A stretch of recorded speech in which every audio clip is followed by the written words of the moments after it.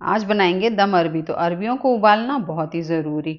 गरम तेल में उबली हुई अरबी, नमक, मिर्ची, जीरा पाउडर, हल्दी पाउडर डाल के अरबियों को क्रंची होने तक भूनना बहुत ही ज़रूरी।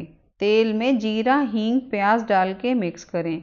अदरक लहसुन डाल के अदरक लहसुन की कच्ची स्मेल जाने तक भूनना बहुत ही ज़रूरी।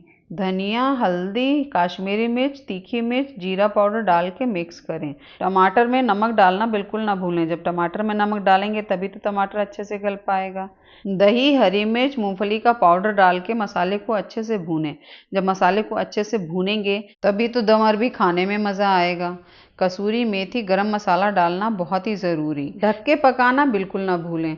जब अरबी को ढक के पकाएंगे तभी तो सारे मसालों का फ्लेवर अरबी के अंदर तक जा पाएगा। हरा धनिया डालना आपकी मर्जी। तो डिलीशियस दम अरबी हो गई है तैयार। अब आप भी जल्दी से जाएं, बनाएं, खाएं, एंजॉय करें। Take care, bye.